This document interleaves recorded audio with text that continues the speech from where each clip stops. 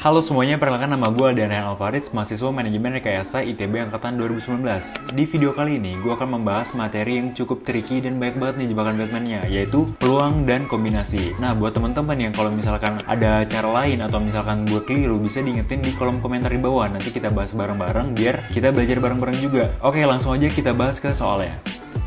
Oke, nanti kita coba bahas beberapa soal peluang, tapi sebelum kita bahas soal, kita tahu dulu nih, peluang itu kita bakal pakai dua konsep penting, yaitu kombinasi dan ada permutasi.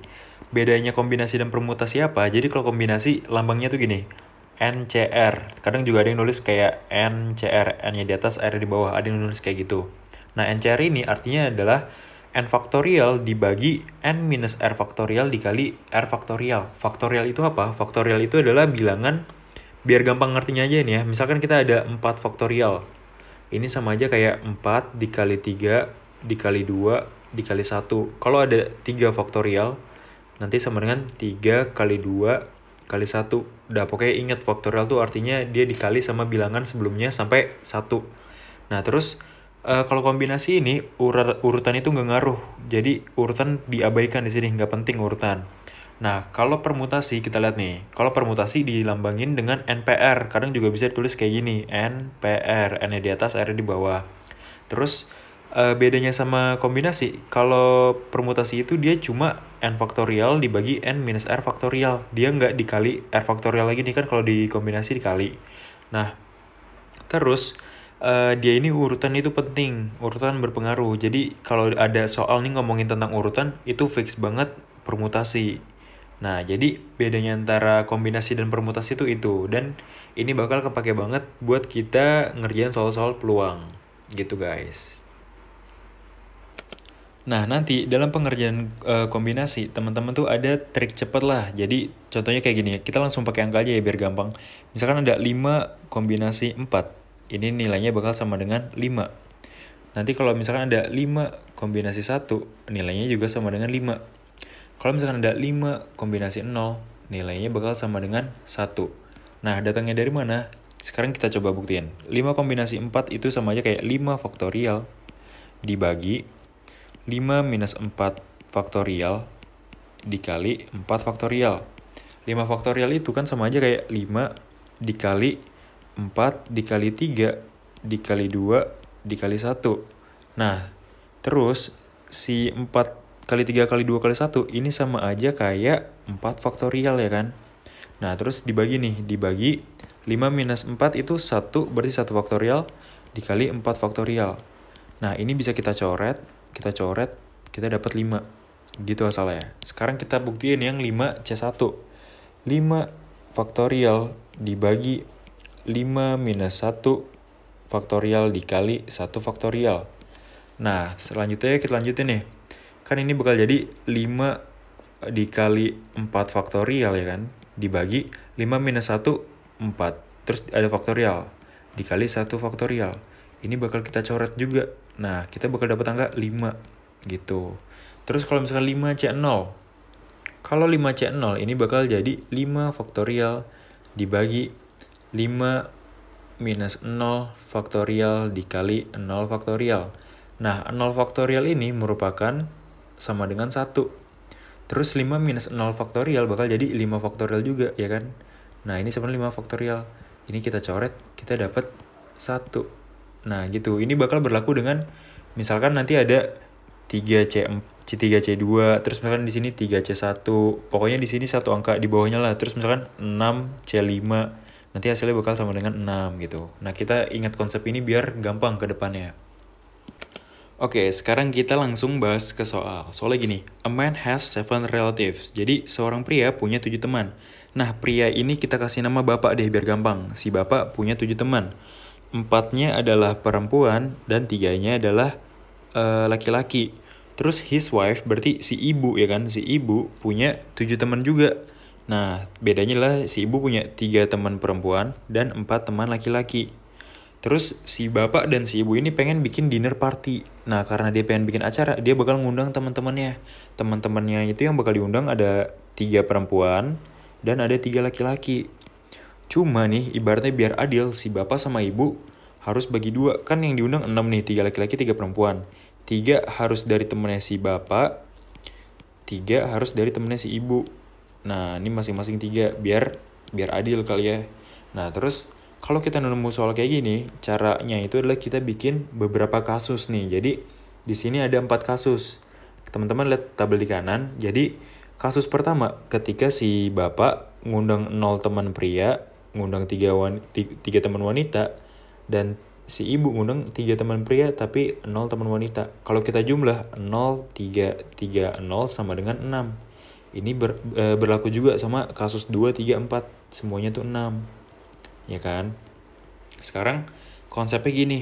Kita hitung masing-masing cara yang ada di nomor 1, 2, 3, 4. Terus kita jumlah. Nah, itu adalah bakal jadi total banyak cara yang ada. Sekarang kita hitung coba misalkan kasus nomor 1. Kasus nomor 1, konsep caranya gini. Di sini ada 3 pria yang dipilih 0, berarti 3C0. Selanjutnya ada 4 wanita yang dipilih 3, berarti dikali 4C3. Terus dikali lagi 4C3 dikali 3C0. Tadi kita udah tahu kalau misalkan 3C0 nilainya bakal sama dengan 1. 4C3 sama dengan 4, 4C3 sama dengan 4, 3C0 sama dengan 1. Ini kalau dijumlah bakal dapat angka 16 ya kan. Oke, kita udah dapat kasus 1 16. Sekarang kita hitung kasus 2. Kasus 2 itu berarti 3C1 dikali 4C2 dikali 4C2 dikali 3C1. Nah, nanti kita bakal dapat nih angka di sini 3 dikali 4C2. Kita hitung nih 4C2 itu berarti kan 4 minus 2, 4 faktorial dibagi 4 minus 2 faktorial dikali 2 faktorial. Nah, kita lanjutin bakal dapat 4 kali 3 kali 2 faktorial ya kan. 2 kali 1 nanti dapat per 4 minus 2 faktorial berarti 2 faktorial dikali 2 faktorial. Kita coret. Nih 2 faktorial sama 2 faktorial. Kita tuh 2 faktorial sama dengan 2 kali 1 ya kan. Berarti sama aja 2. Ini kita coret sama 4. 4 dibagi 2 sama dengan 2. 2 kali 3, 6. Nah, berarti di sini 6. Dikali 6.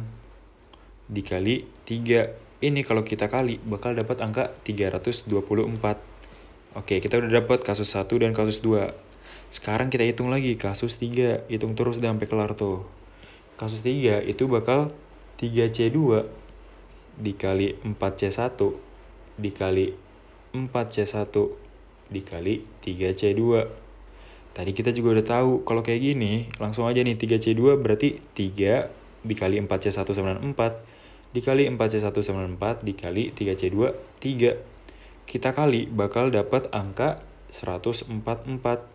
Kita udah dapat 1, 2, 3. Tinggal yang terakhir nih guys, perjuangan udah mau kelar nih. Tinggal yang terakhir. Yang terakhir, kasus 4, itu kita bakal dapat 3C3 dikali 4C0 dikali 4C0 dikali 3C3. Nah, ini easy peasy banget. 3C3 sama dengan 1. 4C0 sama dengan 1.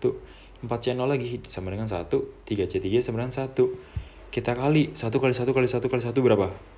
Ya 1. Nah, ini tinggal kita jumlah nih. 16. Total berarti gini. 16 ditambah 324 ditambah 144 ditambah 1. Kita bakal dapat nilai 485. Nah, ini adalah hasilnya. Jadi, jawabannya adalah 485 yang D. Gitu. Ini tuh sebenarnya soalnya emang agak mikir di awalnya, cuma nanti ke depannya tuh bakal terbiasa dan bakal makin gampang. Paling teman-teman bakal capek ngitung ininya aja nih. Tapi ya beginilah peluang. Oke, sekarang kita ngerjain nomor 2. Soalnya gini, sebuah bilangan lebih dari 1000 tetapi kurang dari 4000 akan dibentuk menggunakan digit 0234 ketika repetisi dibolehkan. Jadi ini boleh terjadi pengulangan nih. Terus, then number of numbers form is, jadi berapa sih jumlah angka yang terbentuk gitu kan. Nah, biar lebih kebayang, jadi konsepnya gini guys. Bukan konsep sih, jadi kayak soalnya gini, 1000 kurang dari X kurang dari 4000. Nah, kita nih disuruh nyari si X. Jadi bilangan di antara 1000 sampai 4000 yang dibentuk oleh angka 0234. Nah guys, kita tuh tahu, misalkan ada 4.000 nih. Yang pertama itu adalah ribuan, yang kedua adalah puluhan. Salah bro, yang kedua adalah ratusan, yang ketiga puluhan, dan yang terakhir adalah satuan. Nah, sekarang kita punya 4 garis. Kita punya 4 garis. Yang pertama nunjukin ribuan, yang kedua nunjukin ratusan, yang ketiga nunjukin puluhan, dan yang terakhir nunjukin satuan. Nah, langkah selanjutnya adalah kita kita cari yang bisa jadi ribuan, ratusan, puluhan, satuan tuh angka berapa aja dari 0, 2, 3, 4. Nah, di soal diminta angka 1000 sampai 4000. Yang berada di antara 1000 dan 2000 itu ya 1000 lebih sampai 4000 kurang. Nah, kalau dari 0, 2, 3, 4 yang bisa tuh adalah kira-kira angka 2000-an dan 3000-an. Berarti dari 2 sama 3 itu kan ada 2. Kita pilih 1, 2C1. Terus yang bisa jadi ratusan yang mana? 0, 2, 3, 4 boleh kita jadiin ratusan semua. Soalnya di sini boleh repetisi gitu kan. Berarti ini boleh 4. Puluhan juga boleh 4-4-nya. Satuan juga boleh 4-4-nya. Terus selanjutnya kita apain? Kita kali aja semuanya. Nah, kita kali. Nanti kita bakal dapat gini. 2C1 berapa? 2 kan? Ini 2. 2 dikali 4, 8. 8 dikali 4, 32 dikali 4 sama dengan 128. Easy peasy lemon squeezy dapat yang B. Gitu guys. Oke, sekarang kita lanjut ngerjain soal nomor 3. Soal nomor 3 soalnya gini. 3 sudut yang berbeda akan dipilih secara acak dari sudut-sudut yang ada dari sebuah kubus. Nah, kemungkinan bahwa mereka adalah sudut dari segitiga sama sisi adalah, nah, equilateral triangle ini artinya segitiga sama sisi. Jadi, biar lebih kebayang teman-teman lihat kubus yang di kanan. Di kanan ini udah ada kubus, terus sudutnya ini ada 8. Ada A, B, C, D, A aksen, B aksen, C aksen, D aksen. Terus, misalkan kita tarik nih garis dari A ke C, terus A ke B aksen, terus dari C ke B aksen. Ini akan membentuk segitiga sama sisi. Nah, kita ditanya nih, tiga titik yang memungkinkan buat terpilih dari seluruh titik-titik yang ada tuh berapa. Nah, kita lihat di soal, dia bilang 3 distinct vertices. Jadi, ada 3 sudut yang berbeda. Nah, kan di kubus ada 8 sudut.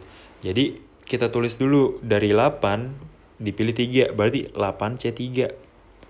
8C3 sama aja kayak 8 faktorial dibagi 8 minus 3 faktorial dikali 3 faktorial.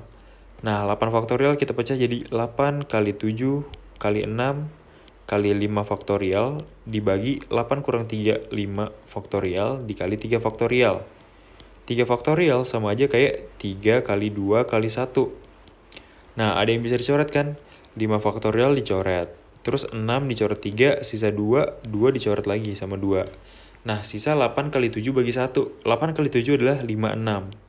Nah, jadi logikanya gini, berarti dari 8 sudut yang tersedia di kubus, kalau kita pilih 3, itu ada 56 opsi gitu. Misalkan ada ABC, ada ABD, ABC aksen, nah kayak gitu.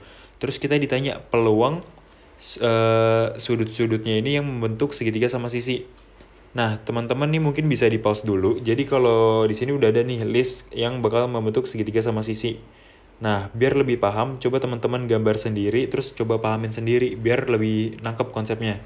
Nah, ketika ditulis nih, ada berapa segitiga sama sisi, ini jumlahnya itu ada 8.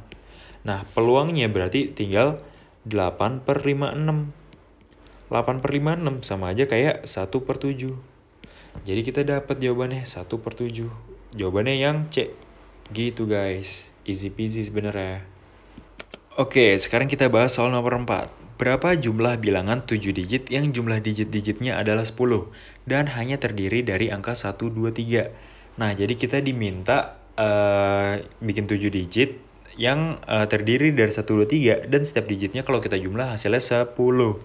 Nah, kalau kita hitung nih teman-teman, ini kita cuma dapat 2 kemungkinan. Yang pertama itu angka satunya muncul 5 kali, terus ditambah 2 sama 3. Dan kemungkinan kedua adalah angka satunya cuma muncul 4 kali, tapi angka 2-nya muncul 3 kali. Nah, coba teman-teman cari angka lain deh, urutan lain pasti nggak ada, cuma 2 bilangan ini doang. Cuma 2 kemungkinan ini doang. Nah, terus langkah selanjutnya apa? Langkah selanjutnya, gini, kan di sini ada 7 angka nih. Ada 7 angka berarti ada 7 faktorial jenis apa ya? 7 faktorial macam-macamnya gitu. Tapi di sini angka satunya tuh ada 5 kali munculnya. Angka 1 kan ya ada 5 yang sama, berarti dibagi 5 faktorial. Nanti ini kita bakal cuma dapat 7 dikali 6 kali 5 faktorial dibagi 5 faktorial. Kita coret, kita dapat angka 42. Nah, berlaku juga nih sama yang kemungkinan kedua. Berarti 7 faktorial dibagi yang sama ini ada 4, terus yang ini ada 3. Berarti dibagi 4 faktorial dikali 3 faktorial. Sama dengan 7 kali 6 kali 5 kali 4 faktorial dibagi 4 faktorial kali 3 faktorial. Kali 3 kali 2 kali 1 kan berarti. Sekarang kita coret deh. Kita coret nih 4 faktorial, coret tambah 4 faktorial. 3 kali 2 itu 6, kita coret tambah 6, ini bakal dapat angka 35. Sekarang easy peasy lemon squeezy tinggal kita jumlah nih, 42 sama 35. Hasilnya bakal 77. Yang C, gitu guys. Oke, sekarang kita kerjain nomor 5. Soalnya gini, angka A dan B dipilih dari himpunan bilangan 1, 2, 3, 4, sampai 10. Berarti ada 10 bilangan. Sehingga memenuhi syaratnya A kurang dari 9 B. Probabilitas A dapat membagi B adalah, nah jadi kita ditanya nih ada berapa kemungkinan sih si A dapat membagi B dengan syarat angka A kurang dari 9B. Nah teman-teman lihat nih di kanan udah ada beberapa angka nih, gue tulis 1 sampai 10. Terus syaratnya itu kita nyari yang A kurang dari sama dengan B. Nah kalau misalkan A-nya 1 yang kurang dari sama dengan B itu berarti ada 1, 2, 3, 4 sampai 10. Di sini berarti ada 10 cara atau 10 opsi lah ibaratnya. Terus kalau misalkan A-nya 2, ini B-nya itu 2, 3, 4 sampai 10, berarti ada 9. Nah, ini tuh ada polanya. Jadi kalau misalkan A-nya 3, dia bakal 8 cara, kalau A-nya 4 bakal 7 cara. Nah, berarti ini jadi 10, 9, 8, 7, 6, 5, 4, 3, 2, 1.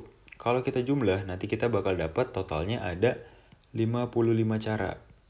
Nah, sekarang kita cari nih, kalau misalkan A-nya sama dengan 1, angka B yang bisa dibagi 1 itu berapa? Ada 1, 2, 3, sampai 10 kan? Berarti di sini ada 10 cara. Terus kalau misalkan A-nya 2, B yang bisa dibagi 2 itu adalah angka 2, 4, 6, 8, 10 ya kan?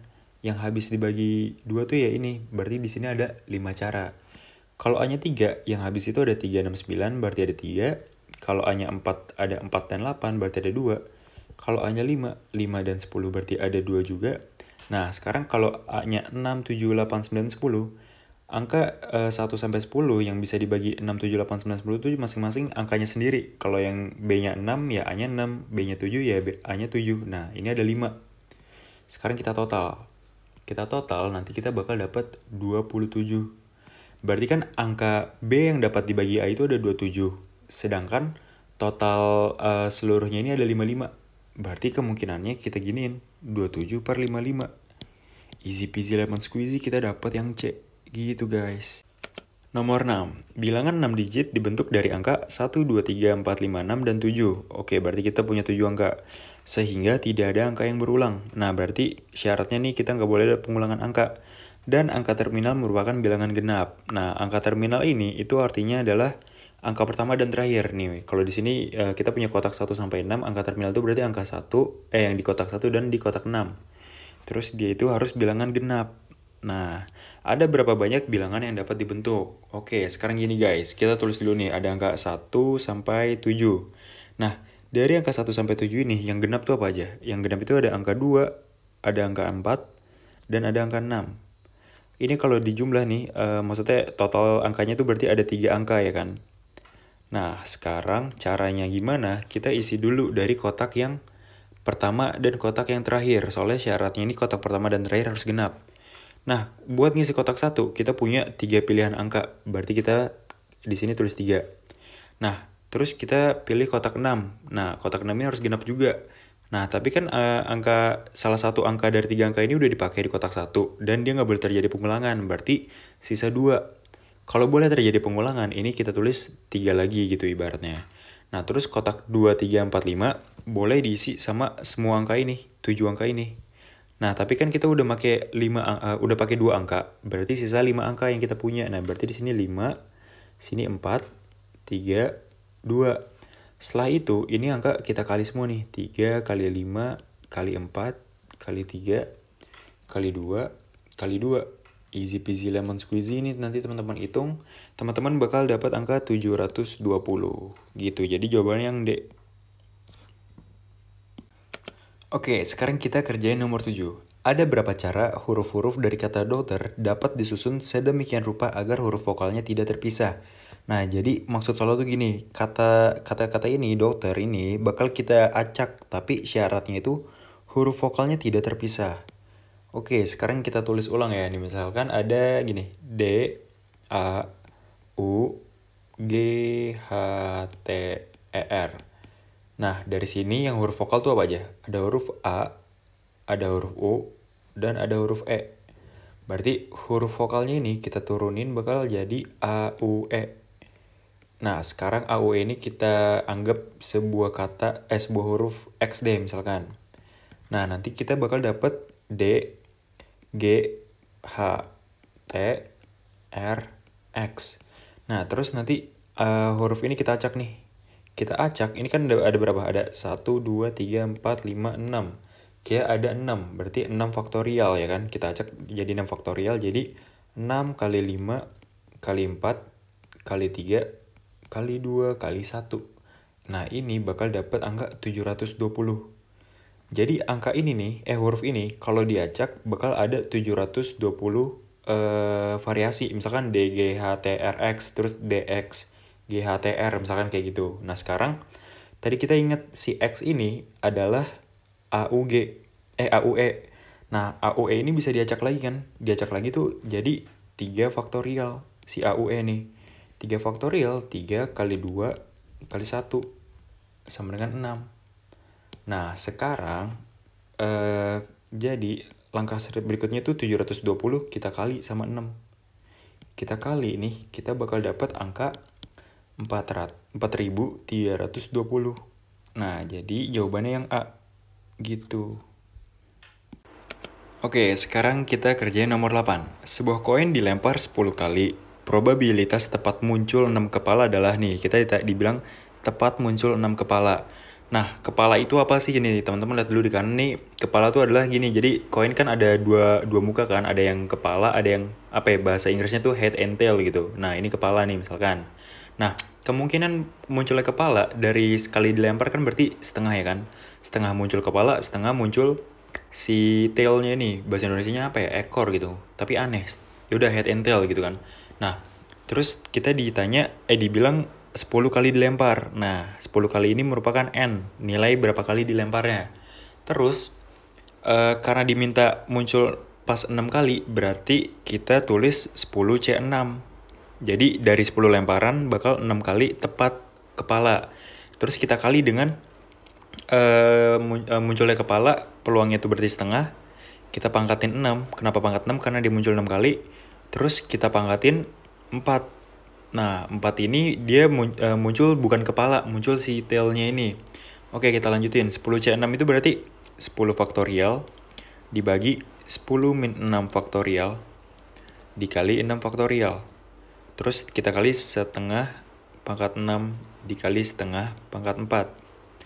Nah, ini kalau kita kerjain nanti 10 ini jadi 10 kali 9 kali 8 kali 7 kali 6 faktorial per 4 kali 3 kali 2 kali 1, ini 4 faktorial ya. Terus dikali 6 faktorial. Ini bakal kita coret. Bakal dicoret, terus ini 4 sama 8 bakal dicoret sama 2. Terus 3 sama 9 bakal dapat 3. Nah, berarti ini 30 kali 7. Berarti kita dapat 210 dikali setengah pangkat 6 dikali setengah pangkat 4. Nah, nanti kalau kita kelarin, kita bakal dapat angka sebesar 105 per 512. Jadi jawabannya yang C. Gitu konsepnya. Oke, sekarang kita lanjutin ke nomor 9. Soalnya gini, sebuah dadu dilempar 6 kali. probabilitas setidaknya muncul minimal mata dadu 5 sebanyak 5 kali adalah, nah di sini tuh ada minimal mata dadu 5, berarti dia 5 dan 6 kan? Soalnya minimal 5, berarti ada 5 dan 6. Terus maksud soal lagi nih, peluang munculnya si mata dadu 5 atau 6 ini sebanyak 5 kali tuh berapa? Nah, jadi gini guys, kita misalin A itu merupakan kejadian muncul 5 atau 6. Ya kan, soalnya minimal mata dadu 5. Nah, di sini kan berarti ada 5 sama 6 itu ada 2. Ada 2 angka, terus total dari semestanya, dari seluruhnya itu ada 6. Berarti peluangnya adalah 1/3. Nah, terus kalau misalkan kita anggap ini bakal muncul selama 6 kali, nanti kita bakal dapat 1/3 pangkat 6. Ini peluangnya kalau misalkan 6 kali keluar angka 5,6. Nah, di soal dimintanya itu adalah sebanyak 5 kali. Berarti 5 kali berhasil, 1 kali gagal. Nah, peluang gagalnya ini kan berarti 1 dikurang 1/3 ya kan? 1 dikurang 1/3, kita bakal dapat 2/3. Nah, selanjutnya berarti kita tulis gini. 1/3 ini berarti mereka muncul selama 5 kali, terus kita kali sama 2/3 pangkat 1. Pangkat 1 dari mana? Soalnya 1 ini tuh adalah peluang si gagalnya ini sekali doang. Maksudnya kejadian gagalnya sekali. Nah, terus karena dadu dilempar sebanyak 6 kali, ini kita kali lagi sebanyak 6. Kita kali sama 6, nanti kita bakal dapat angka 12/729. Nah, ini nanti coba teman-teman hitung lagi. Jadi jawabannya adalah yang B. Gitu guys. Oke, sekarang kita ngerjain nomor 10. Jadi soalnya gini, ada 1 orang Jepang dan 4 orang Indonesia bersama istrinya nih, and their wives, bersama istrinya. Berarti ada 10 orang kan, ada 10 orang, 1 pasang orang Jepang, 4 pasang orang Indonesia. Nah, mereka bakal duduk di kursi circulator bar, di kursi melingkar secara random, secara acak. Nih, kursi melingkarnya ada di kanan nih. Jadi ada 10 slot lah ibaratnya. Terus pertanyaannya gini, probability, kemungkinan dari orang Jepang duduk samping-sampingan bersama istrinya dan orang Indonesia itu duduk bersama istrinya juga samping-sampingan itu berapa? Nah, langkahnya tuh gini. Jadi pertama, kita hitung ketika ada berapa banyak cara ketika orang Jepang dan orang Indonesia duduk samping-sampingan bersama istrinya. Nah, berarti kan orang Jepangnya ada 1 pasang dan orang Indonesianya itu ada 4 pasang. Kita total jumlahnya bakal jadi 5 pasang nih ya kan, bakal 5 pasang. Nah, teman-teman ingat kalau di kursi melingkar, kita ngitung banyak cara itu, misalkan di sini ada 5. Caranya itu kita 5 dikurang 1 terus faktorial. Kenapa dikurang 1?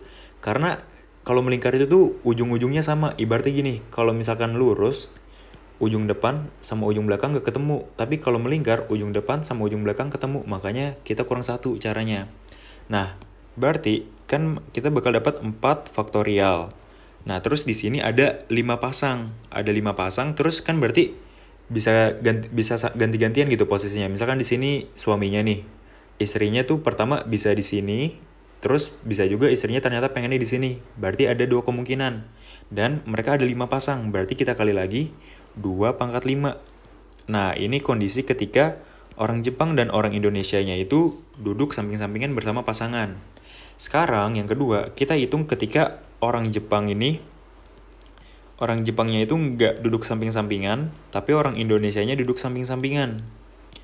Nah, berarti kan kita bisa menganggap si Jepangnya ini dia beda kelompok sama istrinya gitu. Nggak bisa kita anggap satu kelompok karena mereka duduknya misah. Jadi di sini orang Jepangnya bakal kita anggap ada 2 dan orang Indonesianya tetap kita anggap tetap 4 kelompok. Totalnya ada berapa? Ada 6. Nah, kita kayak tadi lagi. Jadi berarti kita bakal dapat 5 faktorial dikali 2 pangkat 4. Kenapa 2 pangkat 4? Karena yang bisa diacak ya orang Indonesia doang. Yang orang Jepang udah fix nih 2 dan mereka misah. Nah, jadi kita dapat 4 faktorial kali 2 pangkat 5 sama 5 faktorial dikali 2 pangkat 4. Terus kita lanjutin deh. Jadi kemungkinannya nih peluangnya sama dengan 4 faktorial dikali 2 pangkat 5 dibagi 5 faktorial kali 2 pangkat 4. Nah, 2 pangkat 4 sama 2 pangkat 5 bisa kita coret. Pangkatnya jadi sisa 2 doang kan, 2 pangkat 1. 4 faktorial sama 5 faktorial kita coret nih, bakal dapat 5 doang di bawah. Jadi peluangnya itu bakal 2 per 5. Gitu guys, berarti 2 per 5 itu 0,4 yang A. Terima kasih untuk teman-teman semua yang sudah menonton. Jika ada saran dan kritik mengenai video pembahasannya, bisa disampaikan di kolom komentar di bawah. Nanti kita bahas bareng-bareng biar kita semua bisa berkembang bareng-bareng juga. Kalau misalkan videonya bermanfaat dan bisa membantu teman-teman yang lain, bisa teman-teman bagikan ke teman-teman lain yang sedang berjuang juga untuk UTBK di tahun 2020 ini. Oke teman-teman, ingat kita semua ini seorang pejuang dan kita harus berjuang.